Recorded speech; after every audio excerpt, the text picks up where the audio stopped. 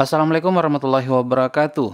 Laptop merupakan salah satu kebutuhan kita untuk membantu pekerjaan kita, baik itu untuk belajar, bekerja, ataupun aktivitas lainnya yang membutuhkan laptop ini.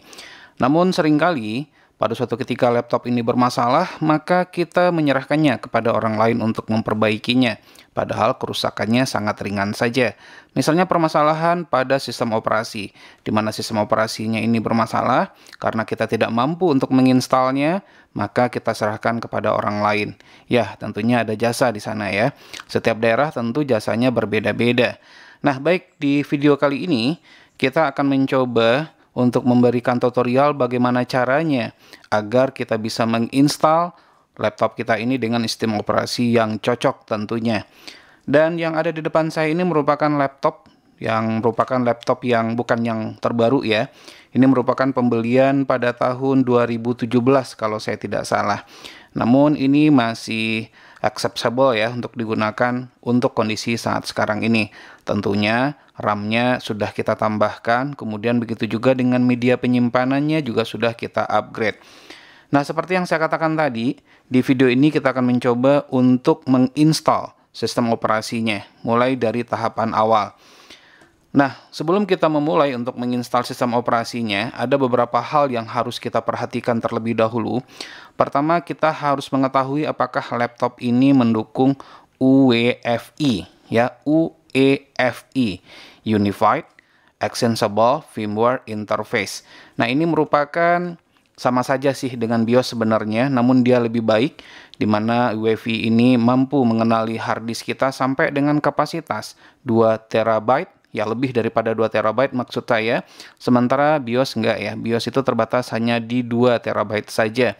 Kemudian untuk proses bootingnya pun dengan menggunakan Unified Firmware Interface tersebut atau Unified Extensible Firmware Interface tersebut, dia lebih cepat. Banyak keunggulan-keunggulan lain yang bisa kita temukan dengan menggunakan UEFI tersebut. Namun harus kita kenali dulu apakah laptop kita ini sudah mengenalinya atau sudah mensupportnya atau belum. Karena ini juga mempengaruhi bagi kita nanti untuk mempersiapkan sistem operasinya.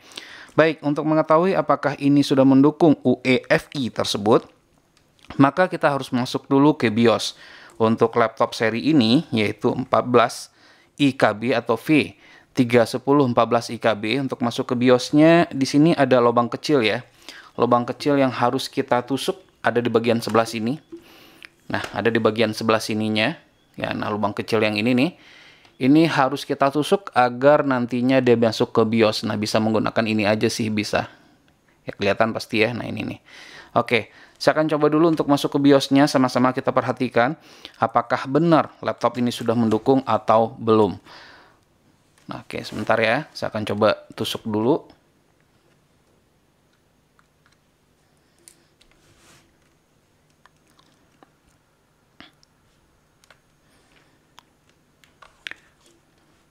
Nah, nanti akan saya coba zoom ya, karena sepertinya tidak begitu jelas pada kamera.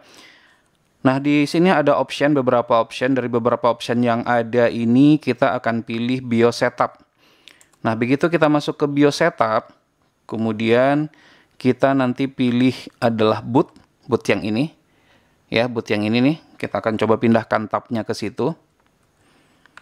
Nah, bisa kelihatan kali ya. Nah, saya akan coba lihatkan seperti ini. Nah, di bagian atas seperti yang kita lihat, di situ ada optionnya itu adalah UEFI. Nah, artinya untuk laptop jenis ini dia mendukung untuk Unified Extensible Firmware Interface tersebut. Maka kita akan menggunakan fitur tersebut.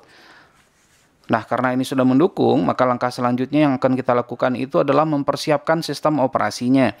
Untuk sistem operasinya kita tidak perlu membutuhkan disk drive seperti DVD untuk menginstalnya.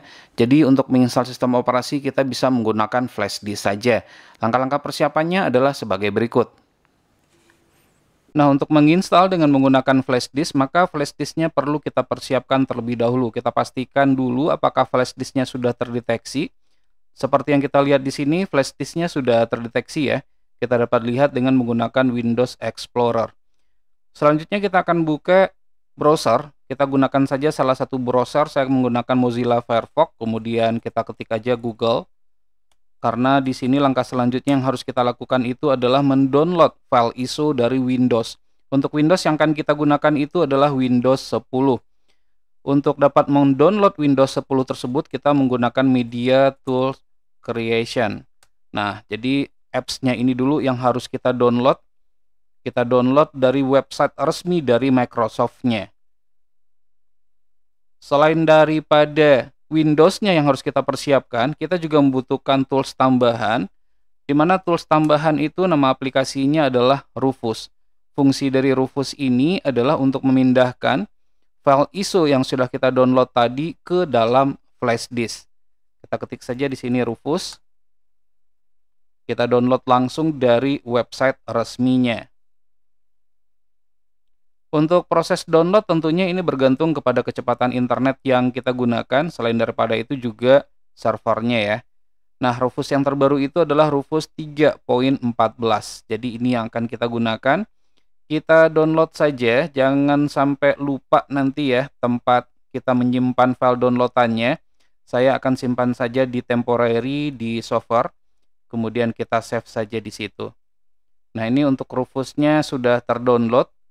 Kemudian untuk Windows-nya, nah ini merupakan update, ini merupakan apa namanya, download atau link download untuk media creation tersebut ya, untuk download Windows 10-nya. Jadi ini yang harus kita download terlebih dahulu. Sama seperti tadi, kita akan taruh di G, sama seperti yang tadi. Nah, proses download sudah sedang berlangsung. Nah, ini dua-duanya sudah selesai dan boleh kita tutup lagi untuk Mozilla Firefox-nya atau browsernya. Kemudian selanjutnya kita akan buka yaitu dengan menggunakan Windows Explorer. Kemudian kita lihat, nah di sini merupakan direktori tempat di mana atau drive tempat di mana kita mendownloadnya tadi, yaitu pada direktori software. Nah, ini sudah terdownload dua-duanya, ada Rufus.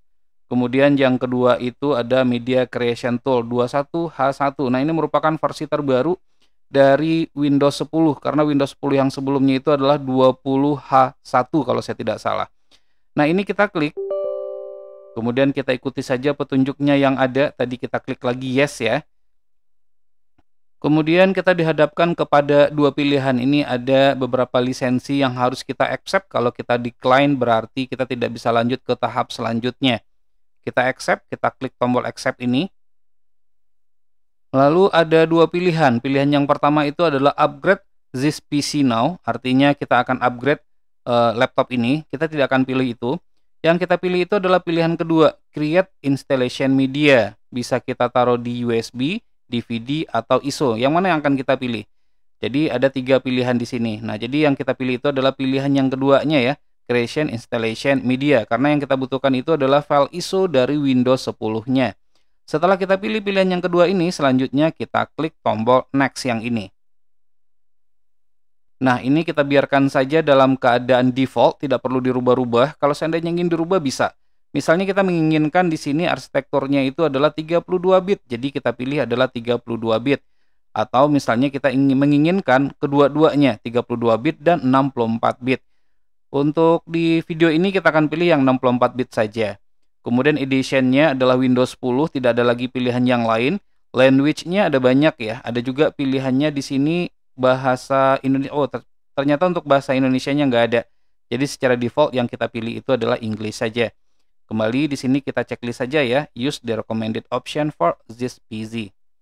Kemudian setelah itu kita klik lagi tombol next. Ada dua pilihan lagi di sini. Yang pertama adalah USB flash drive karena kebetulan untuk flash disknya sudah kita colokkan ya. Nah, ini nih untuk drive flash disknya. Kemudian yang kedua adalah ISO file. Yang kita pilih itu adalah ISO file. Nanti akan kita pindahkan file ISO-nya ini ke flash disk kita dengan menggunakan aplikasi Rufus yang sudah kita download sebelumnya. Baik, kita pilih ISO file.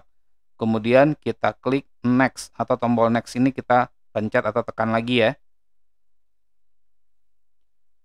Kemudian dia meminta kita untuk menentukan tempat di mana kita akan menyimpan file ISO tersebut. Supaya memudahkan, saya akan simpan saja di software ini. Kemudian namanya kita ganti saja kali ya, Windows 10.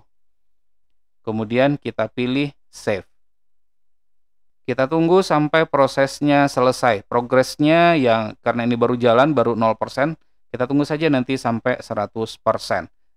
Nah, ini sudah selesai proses downloadnya, maka selanjutnya kita tekan finish seperti yang terlihat di sini, tersimpan di direktori G software Windows 10 ISO ya. Extensionnya adalah ISO. Kita klik finish.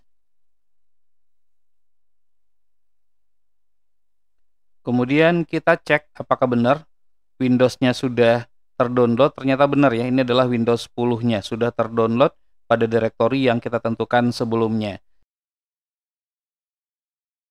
Sebelum kita memulai untuk menginstal sistem operasinya, maka kita akan masuk ke BIOS lagi. Untuk setiap laptop untuk masuk ke BIOS itu prosedurnya berbeda-beda. Ada yang menekan tombol F1, F2, F3, ada juga yang dikombinasikan dengan tombol alternate. Pokoknya dicari aja nanti bagaimana caranya untuk masuk ke BIOS pada setiap laptop yang digunakan atau PC yang digunakan. Sementara pada laptop ini, seperti yang tadi, kita akan menusuk bagian pinggir sebelah kanan bawahnya ini ya.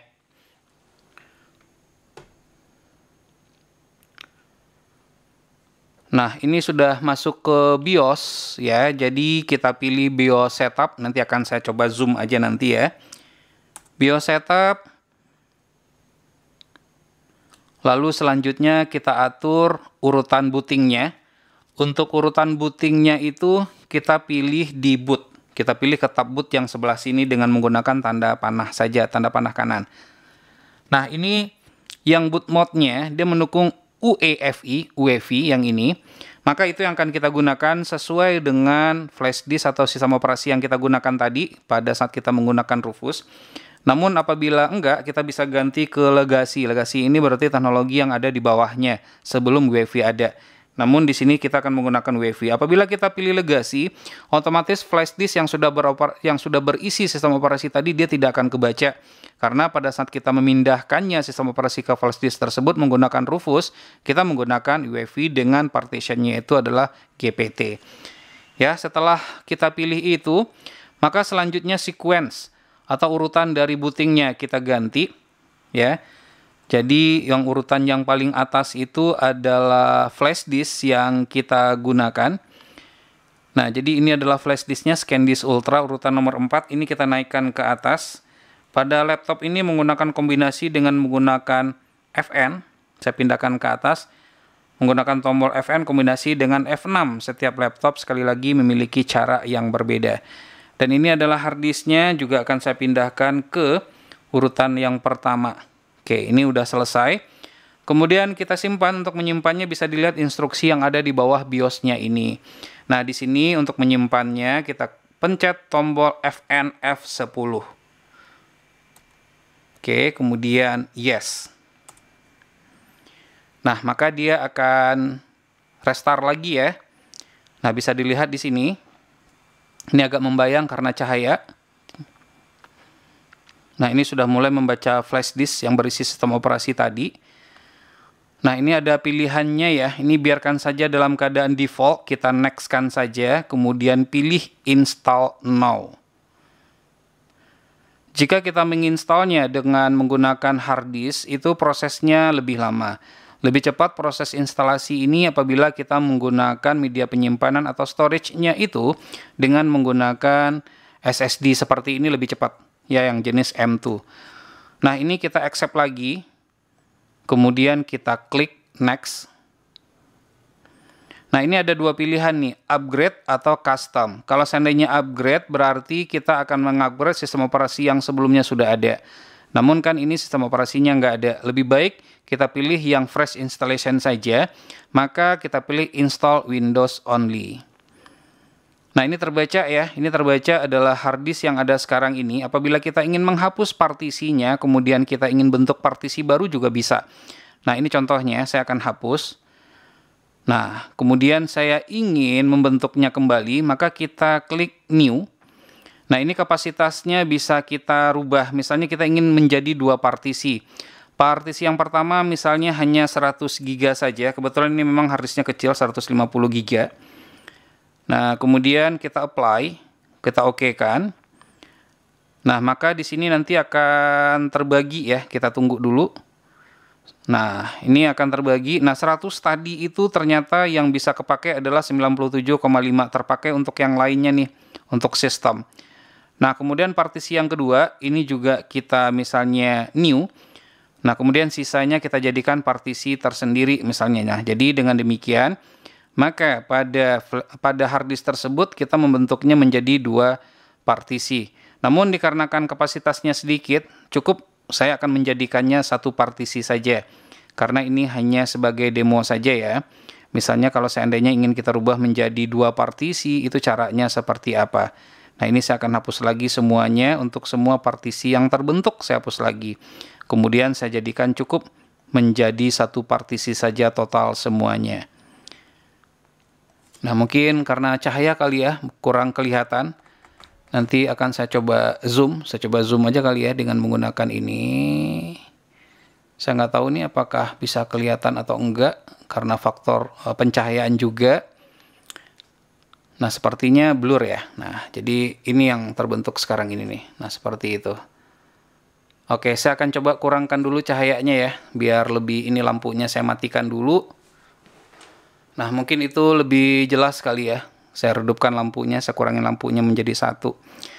Oke, ini sudah terbentuk, maka selanjutnya kita pilih partisi yang mana tempat kita akan menginstalnya. Di partisi 1 nggak mungkin, karena ini adalah untuk sistem. Di partisi yang kedua ini juga nggak mungkin, karena ini adalah berfungsi sebagai reserve. Maka yang kita pilih itu adalah partition yang ketiga. Lagian ini juga kapasitas byte-nya juga kecil, 100 MB dan 16 MB. Nah, ini yang kita pilih, kemudian kita klik next. Nah, ini sedang dilakukan proses instalasi, kita tunggu saja. Dan ini pastinya tentu akan memakan waktu yang lama, tergantung dari storage yang kita pakai. Karena ini adalah hard disk, maka proses read dan write-nya lebih lama jika dibandingkan kita menggunakan memori dengan tipe SSD. Kita tunggu saja ya. Semuanya sudah selesai, maka dilakukan proses restart lagi. Jangan lupa flash disknya untuk dicabut ya.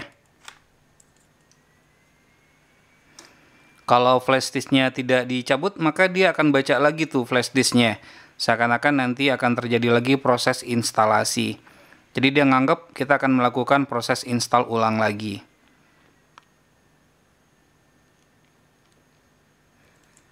Nah, ini prosesnya sudah hampir selesai. Jadi suara si katana ini bisa kita matikan saja nih. Ya, karena ini bikin lama jadinya. Nah, kemudian untuk regionnya atau negaranya kita pilih Indonesia sesuai dengan tempat di mana kita tinggal. Pilih US juga nggak jadi masalah sih, tapi kita sesuaikan saja dengan negara kita ya, tempat di mana kita tinggal. Saat sekarang ini adalah Indonesia, kemudian kita pilih yes atau kita klik yes. Jadi kalau seandainya kita menginstal dengan menggunakan hard disk ini memang lama dibandingkan dengan M2 atau SSD. Nah, ini untuk keyboardnya layoutnya adalah US. Kemudian ini kita skip saja.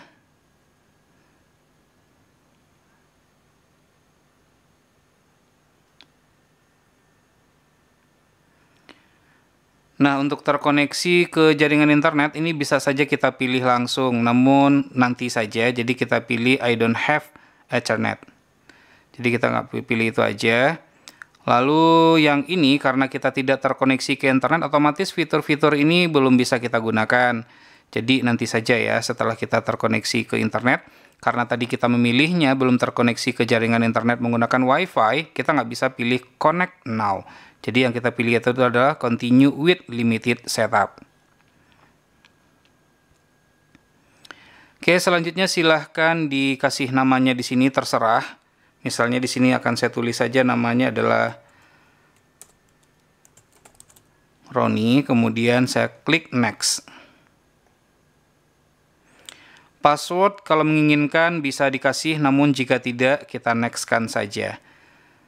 Karena ini penggunaan untuk di rumah saja, jadi tidak perlu ya. Nah, ini untuk fitur-fitur ini bisa digunakan apabila diperlukan, misalnya untuk location, apakah ingin terdeteksi, kalau seandainya iya kita aktifkan, begitu juga dengan Find My Device, kalau seandainya hilang laptop kita, maka dengan cara tertentu bisa kita deteksi. Kalau saya sih biasanya yang 2 itu aja yang saya aktifkan.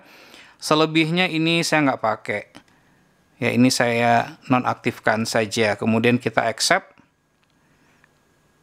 Sekali lagi, menginstal dengan menggunakan hard disk itu jauh lebih lama jika dibandingkan dengan SSD. SSD sangat cepat, cuman hitungan menit aja udah selesai. Nggak lama, 5 menit nggak nyampe, udah selesai semuanya.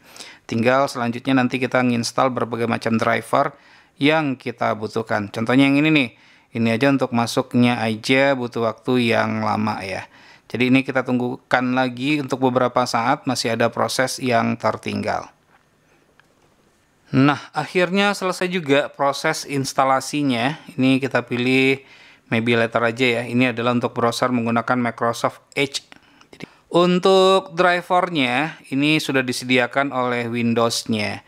Jadi dia nanti akan menyesuaikan saja, tidak perlu kita install secara manual untuk drivernya. Tapi ini berbeda kalau seandainya kita menggunakan Windows 7 misalnya. Kalau kita menggunakan Windows 7 atau Windows 8 otomatis untuk drivernya harus kita install secara terpisah. Tapi kalau untuk yang ini enggak ya, jadi tidak perlu kita install Windows-nya secara terpisah. Nah, lalu kita lihat ya, karena sebelumnya untuk ini dia sudah menggunakan Windows pre-install sebelumnya dan sudah memiliki serial number, maka tidak perlu lagi saya masukkan, otomatis dia juga menjadi ori. Windows 10 Home Single Language. Versionnya ini udah 21H1, jika sebelumnya itu belum. Masih menggunakan 20H2 apa 20H1 ya, lupa saya, pokoknya 20. Dan ini sudah merupakan versi yang terbaru dari Windows yang digunakan. Apabila kita ingin menjadikannya menjadi Windows 10 Pro, maka tinggal kita ganti saja serial number-nya, produk key-nya. Jadi ini kita klik. Nah, setelah kita klik kemudian change produk key kita pilih. Nah, maka nanti bisa kita masukkan 25 digit dari serial number atau produk key yang kita miliki. Nah, bisa kita dapatkan secara bukan secara gratis sih, secara murah di berbagai macam online shop yang ada di Indonesia. Ya, murah banget sih, 20.000 juga ada yang ngejual. Jadi tinggal dimasukkan aja di sini. Oke, saya rasa cukup ya. Sementara untuk aplikasi yang lain tinggal diinstal saja nanti secara terpisah, termasuk dengan Microsoft Office-nya. Langsung di-download saja di websitenya nanti, kemudian masukkan serial number-nya. Atau bisa juga dengan menggunakan Office 365, tinggal kita masukkan saja nanti akun kita pada Microsoft. Cukup mudah sih. Nanti ya bisa kita bahas di video yang berbeda, atau kita ya seperti itulah kira-kira. Baik, semoga saja video ini bermanfaat. Terima kasih semuanya.